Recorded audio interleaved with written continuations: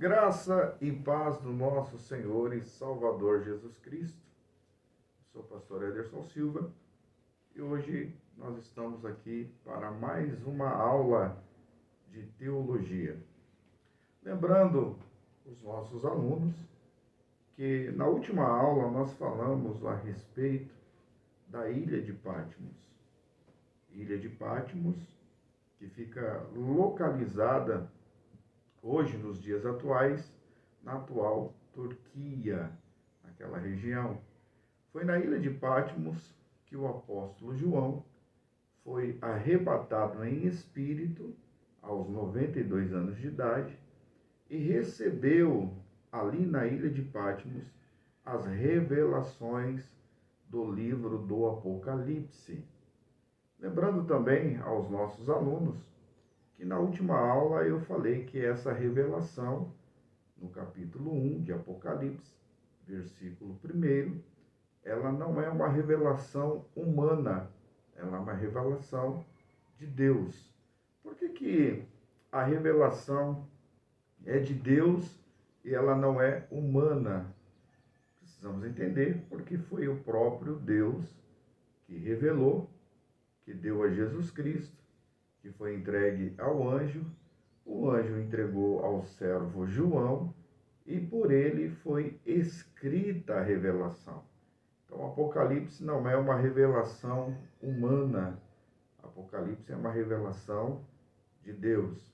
Mas na aula de hoje nós vamos fazer aqui um panorâmico bíblico a respeito das 7 igrejas do Apocalipse. Lembrando que todas essas igrejas ficavam na região da Ásia Menor, que hoje nós chamamos de atual Turquia. A primeira igreja que eu quero trazer nessa aula é a igreja de Éfeso, uma igreja que foi muito elogiada dentro do livro do Apocalipse, embora o próprio Cristo também trouxe um conselho para aquela igreja. A igreja de Éfeso, ela é conhecida como a igreja que precisa voltar ao primeiro amor. Igreja essa que nós vamos ver a partir de agora na leitura bíblica. Em Apocalipse, capítulo de número 2, a partir do verso 1 até o verso 7, nós vamos ver o que João escreveu acerca da igreja de Éfeso. Ao anjo da igreja em Éfeso escreve: Estas coisas diz aquele que conserva na mão direita as 7 estrelas e que anda no meio dos 7 candeeiros de ouro. Conheço as tuas obras, tanto o teu labor como a tua perseverança, e que não podes suportar homens maus, e que puseste à prova os que a si mesmos se declaram apóstolos e não são, e os achastes mentirosos, e tens perseverança, e suportaste provas por causa do meu nome, e não te deixaste esmorecer. Tenho, porém, contra ti que abandonaste o teu primeiro amor. Lembra-te, pois, de onde caíste, arrepende-te e volta à prática das primeiras obras. E se não venho a ti e moverei do seu lugar o teu candeeiro, caso não te arrependas, tens, contudo, a teu favor que odeias as obras dos Nicolaítas, as quais eu também odeio. Quem tem ouvidos, ouça o que o Espírito diz às igrejas. Ao vencedor, dar-lhe-ei que se alimente da árvore da vida e que se encontra no paraíso de Deus. Amém. Então, vamos lá. A igreja de Éfeso é uma igreja que, embora tivesse abandonado o primeiro amor, contudo ainda se mantinha firme em seguir a Cristo e não negar a eficácia do Evangelho. Então é importante que a gente vai ver o sofrimento que alguns crentes da igreja de Éfeso estavam enfrentando. Alguns se diziam apóstolos, mas não eram, né? Eram mentirosos. E ali havia se infiltrado, de certa maneira, algumas pessoas que estavam produzindo uma falsa doutrina, um falso ensinamento na igreja de Éfeso, que era a doutrina do Nicolaíta ou dos Nicolaítas. É importante a gente perceber que na igreja de Éfeso, Jesus faz ali uma crítica. E a crítica de Jesus para a igreja de Éfeso é que tenho contra ti que deixastes ou abandonastes o primeiro amor. Então, o conselho de Jesus para essa igreja é que eles voltassem ao primeiro amor e assim continuasse firme no propósito, firme no evangelho, firme em não negar o nome do Senhor e permanecer dentro do propósito de Deus. E no final, Jesus faz ali uma promessa para a igreja de Éfeso quando eles alcançarem a eternidade. Então, essa é a igreja de Éfeso, uma igreja que mesmo em meio às perseguições, mesmo em meio às lutas e dificuldades, mesmo vivendo em meio às provações, ela permanece firme. Agora, é importante que Jesus disse: a vossa firmeza é louvável, porém, tenho contra ti que deixastes o primeiro amor. Então, que essa igreja recebe de Cristo é o conselho para voltar às primeiras obras, ao primeiro amor e praticar esse primeiro amor.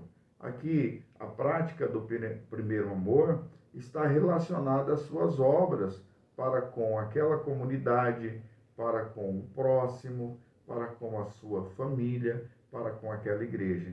Então, Cristo seria enxergado, visto naqueles irmãos através do primeiro amor, isso é, do amor a Cristo. Amém, meus amados? Essa é a igreja de Éfeso e agora nós vamos falar em Apocalipse capítulo 2, a partir do verso 8 até o verso 11, sobre a segunda igreja, que é a igreja de Esmirna. Ao anjo da igreja de Esmirna escreve: estas coisas diz o primeiro e o último, que esteve morto e tornou a viver. Conheço a tua tribulação, a tua pobreza, mas tu és rico, e a blasfêmia dos que a si mesmos se declaram judeus e não são, sendo antes sinagoga de Satanás. Não temas as coisas que tens de sofrer. Eis que o diabo está para lançar em prisão alguns dentre vós, para serdes postos à prova. E tereis tribulação de 10 dias. Sê fiel até a morte, e dar-te-ei a coroa da vida. Quem tem ouvidos, ouça o que o Espírito diz às igrejas. O vencedor de nenhum modo sofrerá dano da segunda morte. Nós sabemos que a igreja de Esmirna, entre todas as igrejas do Apocalipse, ela é considerada a igreja mais pobre. Quer dizer, aquela comunidade, elas tinham ali uma dificuldade financeira. E ali existia, né, alguns falsos judeus, porque esses falsos judeus se levantaram para perseguir, humilhar alguns crentes da igreja de Esmirna. E o próprio Jesus disse que alguns seriam provados, além da provação física, passariam até pela morte. Isso é, alguns seriam entregues à morte por causa do evangelho. Mas o conselho de Jesus para a igreja de Esmirna é que eles deveriam permanecer firmes, mesmo se forem mortos por causa do evangelho. A firmeza deles garantiriam a eternidade, a salvação. Tanto que a promessa final para a igreja de Esmirna é uma promessa que o próprio Cristo relacionou dizendo: aquele que vencer não sofrerá o dano da segunda morte. Então, isso é, ele vai alcançar a salvação eterna. Então é importante a gente entender, você que está assistindo essa aula, esse vídeo, que a igreja de Esmirna é uma igreja que permanece firme até o fim, mesmo tendo a sua dificuldade econômica, passando por um período de escassez, mesmo sendo provados, eles permaneceram firmes. Tanto que Jesus começa falando com essa igreja, a igreja de Esmirna, falando que ele é o primeiro e ele é o último. Ele é o alfa, ele é o ômega. Então é importante que a gente precise entender que Jesus está dizendo, assim como eu sou o primeiro e o último, eu estarei com vocês em toda a vossa provação, em toda a vossa luta, em toda a vossa dificuldade. E é importante a gente entender isso no ponto de vista escatológico, para que a gente possa compreender que esse é o tipo de igreja que Jesus procura sobre a face da terra, uma igreja que não desiste em meio às provações. Nós vamos agora falar um pouquinho a respeito da igreja de Pérgamo, que está no capítulo 2 de Apocalipse, a partir do versículo 12 até o versículo de número, deixa eu ver aqui, 17. Ao anjo da igreja em Pérgamo escreve: estas coisas diz aquele que tem a espada afiada de 2 gumes. Conheço o lugar em que habitas, onde está o trono de Satanás, e que conservas o meu nome e não negaste a minha fé. Ainda nos dias de Antipas, minha testemunha, meu fiel, o qual foi morto entre vós, onde Satanás habita, tenho toda a vida contra ti algumas coisas, pois que tens aí os que sustentam a doutrina de Balaão, o qual ensinava a Balaque a armar ciladas diante dos filhos de Israel, para comerem coisas sacrificadas aos ídolos e praticarem a prostituição. Outros sim, também tu tens os que da mesma forma sustentam a doutrina dos nicolaítas. Portanto, arrepende-te, e se não venho a ti sem demora, e contra eles pelejarei com a espada da minha boca. Quem tem ouvidos, ouça o que o Espírito diz às igrejas. Ao vencedor, dar-lhe do maná escondido, bem como lhe darei uma pedrinha branca, e sobre essa pedrinha escrito um nome novo, o qual ninguém conhece, exceto aquele que o recebe. Oh, glória! Isso é importante. Vamos lá. Nós precisamos ver que a igreja de Pérgamo, assim como a igreja de Éfeso, de Esmirna, também passava por um período de provação. Ali, na cidade de Pérgamo, existia um grande trono de Satanás. Historicamente falando, esse grande trono era representado por um trono ao deus Zeus. Então ali existia um templo onde se adorava Zeus, que era um deus da mitologia grega, e ali o próprio apóstolo João diz que foi morto um homem muito fiel, citado dentro da igreja de Pérgamo, como Antipas. Antipas, para quem não sabe, foi um servo de Jesus Cristo que foi morto por não prestar culto de adoração ao imperador romano de sua época. Era um costume entre os imperadores, quando eles assumiam o reinado, se declarar Deus e ser adorado, ser cultuado. E a pessoa que não fazia isso, ela era colocada dentro de um touro de bronze e ali ela era morta pelo fogo. Debaixo daquele touro de bronze era colocado lenha, fogo, e a pessoa morria ali queimada, cozida, sentindo uma dor terrível. E o próprio Cristo elogia Antipas, dizendo que ele foi uma fiel testemunha. Quer dizer, um homem que não adorou os deuses pagãos da sua época, e muito menos se encurvou e declarou a sua fé ao imperador romano de sua época.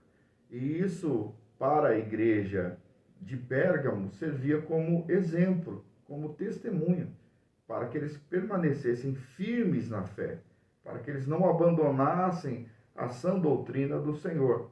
Por quê? Aquela igreja não era diferente da igreja de Éfeso, que estava vivendo ali, de certa forma, algumas pessoas que havia se entronizado com falsas doutrinas. Algumas pessoas que tinham entrado na igreja para distorcer o evangelho e trazer uma falsa doutrina, um falso ensinamento. E a falsa doutrina que era ensinada na igreja de Pérgamo era a doutrina de Balaão. A doutrina de Balaão era uma doutrina difundida para que os crentes profetizassem em troca do dinheiro, isso é, que o evangelho fosse uma moeda de troca, que o evangelho fosse uma moeda de lucro para a igreja, isso é, que os crentes viessem a pregar por dinheiro, viessem a profetizar por dinheiro, porque se a gente olhar para a história de Balaão, o que levou Balaão a tentar profetizar contra o povo de Deus foi o ouro, foi a prata, foi o dinheiro que lhe foi oferecido. Então, essa falsa doutrina, ela não poderia se difundir dentro da igreja. E Jesus elogia, porque eles também estavam lutando, os crentes fiéis, contra essa falsa doutrina de Balaão, assim como a igreja de hoje tem que lutar contra os falsos ensinamentos, contra os falsos profetas e contra as falsas doutrinas que têm se difundido no meio da igreja. E no final, Jesus deixa uma promessa que o nome daqueles que permanecesse fiel fosse escrito em uma pedra branca, em uma pedrinha branca. Isso servia como memorial dentro da cultura da época.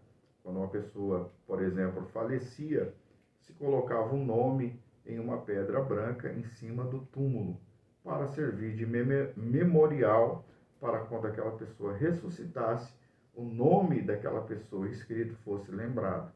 Então é importante que Jesus está dizendo, eu não vou esquecer do vosso nome.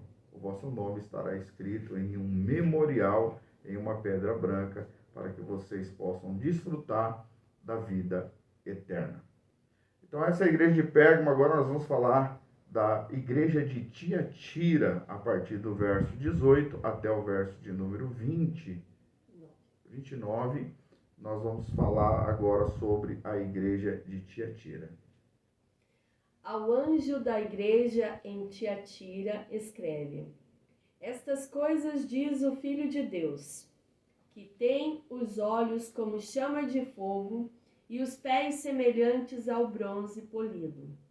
Conheço as tuas obras, o teu amor, a tua fé, o teu serviço, a tua perseverança e as tuas últimas obras, mais numerosas do que as primeiras.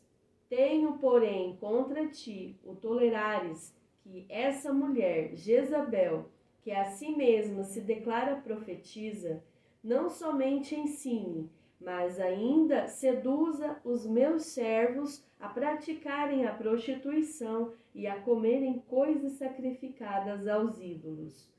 Dei-lhe tempo para que se arrependesse. Ela, todavia, não quer arrepender-se da sua prostituição. Eis que a postro de cama, bem como em grande tribulação os que com ela adulteram, caso não se arrependam das obras que ela incita. Materei os seus filhos, e todas as igrejas conhecerão que eu sou aquele que sonda mentes e corações, e vos darei a cada um segundo as vossas obras.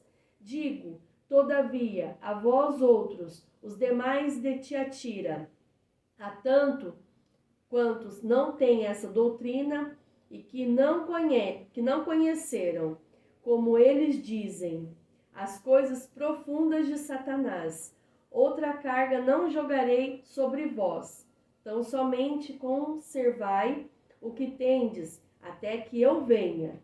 Ao vencedor que guardar a fé, ao fim, as minhas obras, eu lhe darei autoridade sobre as nações, e com o cetro de ferro as regerá e as reduzirá a pedaços, como se fossem objetos de barro, assim como também eu recebi de meu Pai.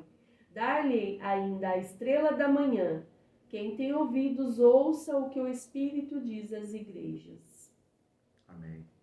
Então, a igreja de Tiatira, ela é uma igreja que está localizada também em uma cidade ali na região da Turquia, na Ásia Menor, onde havia um centro de adoração pagão a uma deusa da fertilidade. E é interessante porque a gente precisa entender que ali dentro daquela igreja existe uma mulher que ela é chamada de Jezabel. A gente não sabe se esse realmente era o nome ou se Jesus está comparando esta mulher que pregava e que ensinava na igreja de Tiatira a Jezabel, mulher de Acabe, lá do Antigo Testamento.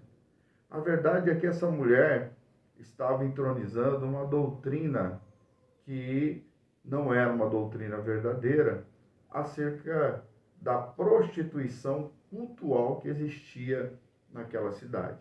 Então imagine os irmãos que estão assistindo a aula, que aquela mulher, além de pregar e ensinar, ela estava conduzindo os homens daquela igreja e as mulheres daquela igreja à prostituição cultural, dizendo que não tinha nada a ver, né, as pessoas praticarem orgias dentro de um culto pagão, que não havia nenhum pecado no ato da prostituição de um homem casado se deitar com uma sacerdotisa pagã, né? Os cultos daquela época, a maioria dos cultos pagãos, envolviam em orgias sexuais de homem com homem, mulheres com mulheres, criança, e era um verdadeiro, uma verdadeira libertinagem, uma abominação diante dos olhos do Senhor. Então Jesus, quando vai falar com a igreja de Tiatira, Jesus está tratando exatamente disso. Alguns irmãos permaneciam fiel, alguns crentes da igreja de Tiatira até lutava contra essa falsa sacerdotisa, né, que estava dentro da igreja, que era Jezabel, o nome dela é Jezabel, e Jesus fala exatamente com essa mulher, dizendo que se ela não se arrependesse, Deus não só a colocaria na cama, isso é, Deus não só traria uma enfermidade sobre ela, mas o Senhor mataria até mesmo os seus filhos. E a expressão filhos aqui não é só filhos que saíram do ventre. Pode ser que Jesus esteja falando daqueles que seguiam também os seus ensinamentos. Então a igreja ela não pode se envolver com a prostituição desse mundo, né? A prostituição cultural hoje, servir a dois senhores, né? Tem gente que está no evangelho, está na igreja e daqui a pouco está em outros lugares que não provém, né? Embora lá tenha os seus cultos, as suas liturgias, os seus ritos, mas estão frequentando lugares que é contrário às doutrinas ensinadas na Bíblia Sagrada. Então, a igreja de Tiatira, ela recebe esta exortação para permanecer fiel até o fim e não tolerar esse tipo de gente dentro da igreja. Quer dizer, não dar espaço para que falsos ensinamentos, falsas doutrinas que servem de tropeço para os crentes venha existir dentro da casa do Senhor. Agora nós vamos falar sobre mais uma igreja, a igreja de Sardes, em Apocalipse capítulo 3, a partir do verso 1, e nós vamos aqui fazer a leitura sobre a igreja de Sardes, que é a quinta igreja. Ao anjo da igreja em Sardes escreve: estas coisas diz aquele que tem os 7 Espíritos de Deus e as 7 estrelas. Conheço as tuas obras, que tens nome de que vives e estás morto. Sê vigilante e consolida o resto que estava para morrer, porque não tenho achado íntegras as tuas obras na presença do meu Deus. Lembra-te, pois, do que tens recebido e ouvido. Guarda-o e arrepende-te, porquanto, se não vigiareis, Virei como um ladrão e não conhecerás de modo algum em que ora virei contra ti. Tens, contudo, em Sardes, umas poucas pessoas que não contaminaram as suas vestiduras e andarão de branco junto comigo, pois são dignas. O vencedor será assim, vestido de vestiduras brancas, e de modo nenhum apagarei o seu nome do livro da vida. Pelo contrário, confessarei o seu nome diante de meu Pai e diante dos seus anjos. Quem tem ouvidos, ouça o que o Espírito diz às igrejas. Amém.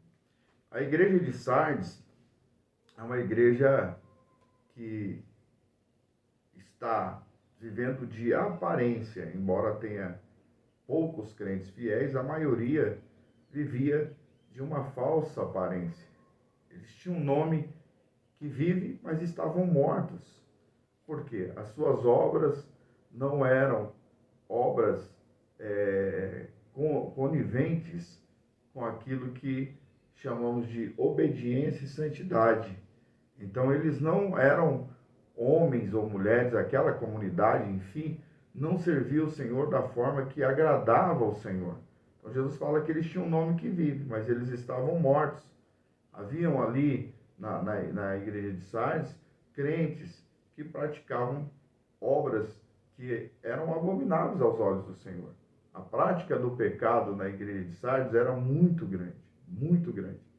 E Jesus deixa um conselho para essa igreja, para eles se arrependerem.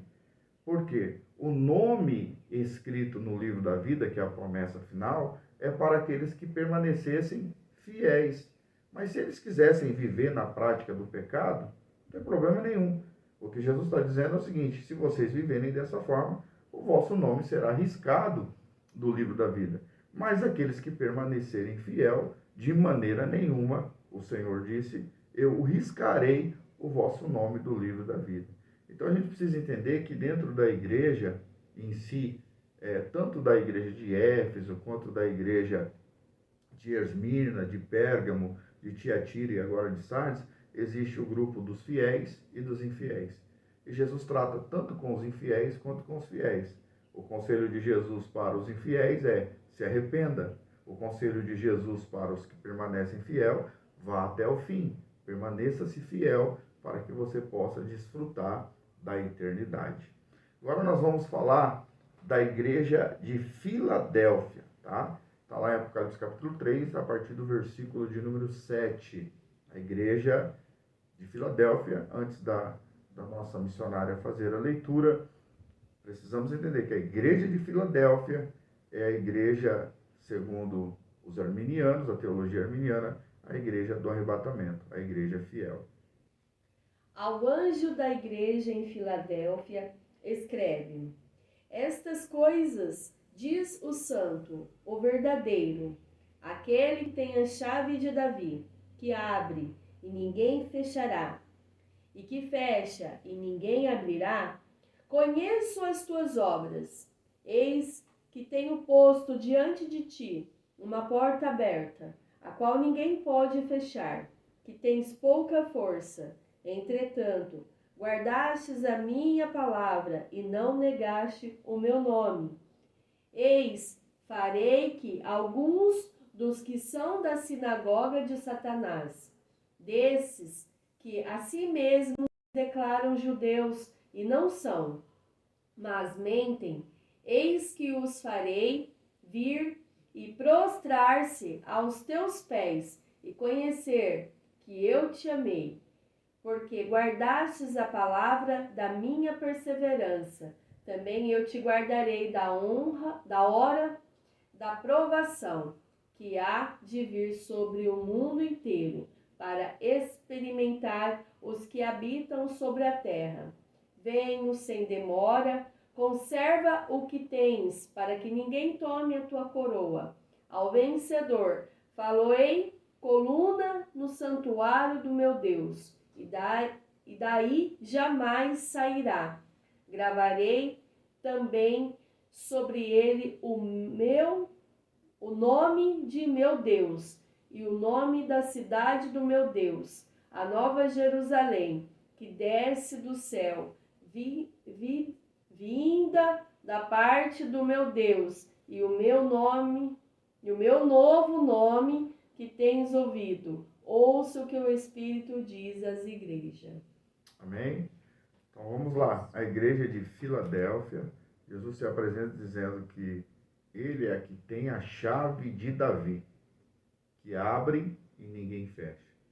E quando fecha, ninguém abre. E ele fala, eu conheço as tuas obras, eu sei que você tem pouca força. Você não é forte, mas tendo pouca força, guardastes a minha palavra e não negastes o meu nome. É uma igreja que mesmo na sua fraqueza, permanece fiel. Jesus também diz para essa igreja, farei com que da sinagoga de Satanás venham e se prostrem e adorem diante dos seus pés. Porque ali existia uma sinagoga de Satanás. Alguns judeus que se diziam judeus, mas eles mentiam. Eles não eram judeus. Isso significa o quê? Alguns que se diziam crentes, mas não eram crentes. Jesus também fala para a igreja de Filadélfia para que eles guardassem o que tem. Guarda o que tens para que ninguém roube ou tome a tua coroa. Jesus fala para eles permanecerem fiéis, porque assim como eles permaneceriam fiéis, o Senhor os guardaria da hora da tentação que haveria de vir para tentar os que habitam na terra. E Jesus faz mais uma promessa para a igreja de Filadélfia, dizendo, aquele que vencer, darei que se assente no meu trono, assim como eu venci e se assentei com o meu Pai em seu trono. É importante a gente entender que a igreja de Filadélfia é uma igreja que permanece fiel em meio às perseguições, tanto espirituais, tanto a perseguição física, também permanece fiel em meio aos levantes, às perseguições que são enfrentadas concernente às falsas doutrinas, aos falsos ensinamentos, e essa igreja é uma igreja perseverante que vai até o fim. Por isso o Senhor os guardará da hora da tentação que há de vir sobre o mundo para tentar os que habitam na terra. Essa é a igreja de Filadélfia, a igreja fiel que permanece firme até o fim. Agora nós vamos falar sobre a igreja de Laodiceia. A partir do verso 14, nós vamos fazer a leitura e trazer aqui um panorâmico rápido da igreja de Laodiceia. Ao anjo da igreja em Laodiceia escreve: estas coisas diz o Amém, a testemunha fiel e verdadeira, o princípio da criação de Deus. Conheço as tuas obras, que nem és frio nem quente. Quem dera fosses frio ou quente. Assim, porque és morno e nem és quente nem frio, estou a ponto de vomitar-te da minha boca. Pois dizes, estou rico e abastado e não preciso de coisa alguma. E nem sabes que tu és infeliz, sim, miserável, pobre, cego e nu. Aconselho-te que de mim compres ouro refinado pelo fogo para te enriqueceres, vestiduras brancas para te vestires, a fim de que não seja manifestada a vergonha da tua nudez, e colírio para ungires os olhos, a fim de que vejas.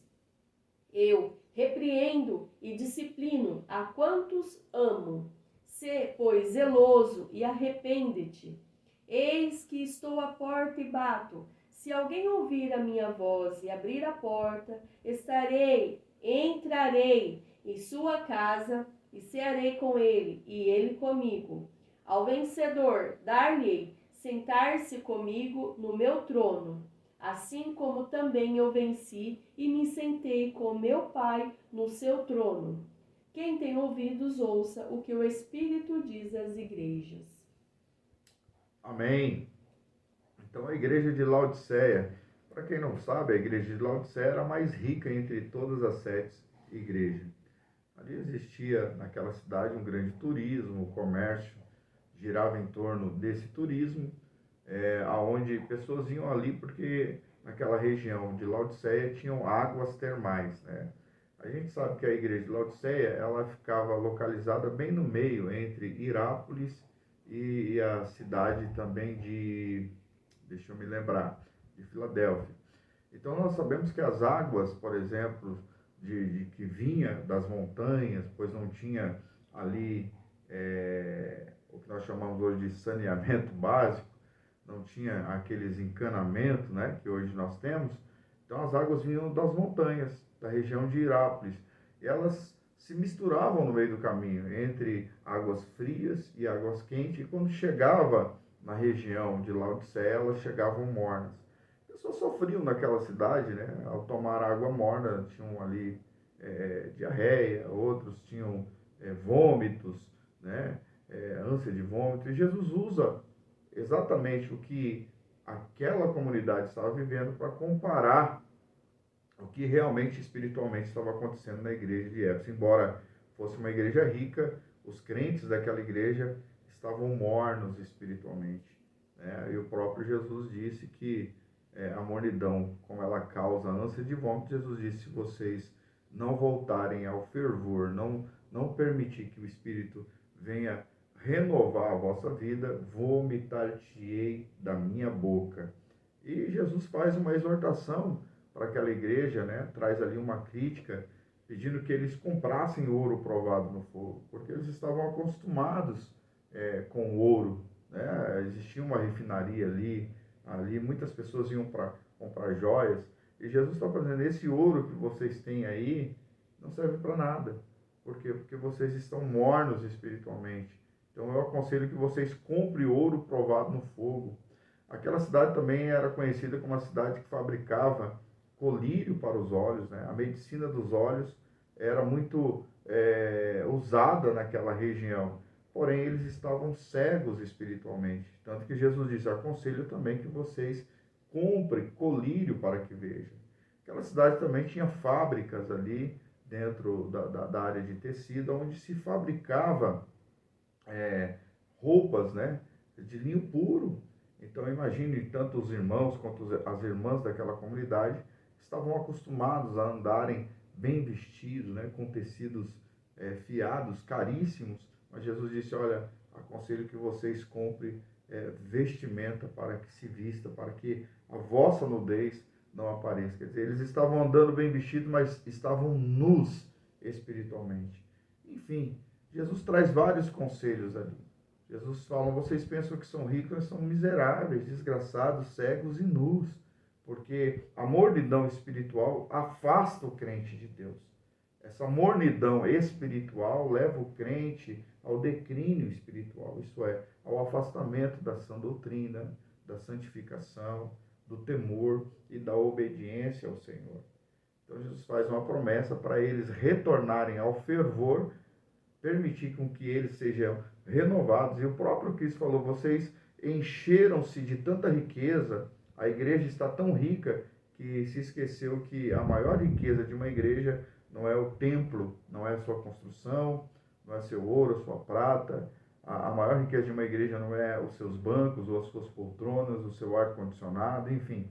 Se fosse nos dias de hoje, a maior riqueza é Cristo, mas eles tinham colocado Jesus para fora da igreja. E aí Jesus disse: eis que estou à porta e bato. Se vocês abrirem, deixarem eu entrar, eu volto e entro para dentro da igreja. Cearei contigo e você comigo. Era o que Jesus queria, né? Ceia aqui é sinônimo de coinonia, de comunhão, de estar à mesa, de ser participante daquilo que está sendo servido na mesa. Então, a igreja de Laodiceia estava servindo uma comida que não era o evangelho. Eles estavam servindo a comida da prosperidade, da riqueza, né? O Deus deles estavam prestes a se tornar Mamon. E Jesus disse: se vocês deixarem a mornidão e voltarem ao fervor, vocês vão ver que acima do ouro está a minha presença, acima do linho, das vestimentas está a minha presença, acima do colírio está a minha presença, acima de qualquer riqueza humana está a presença de Cristo. Uma igreja sem a presença de Jesus não é igreja. E no final ele diz: aquele que for fiel, darei que se assente no meu trono, assim como se assentei no trono de meu Pai. Deus abençoe. Essa é a aula do panorâmico bíblico das 7 igrejas do Apocalipse. Deus abençoe. Até a próxima aula, em nome de Jesus.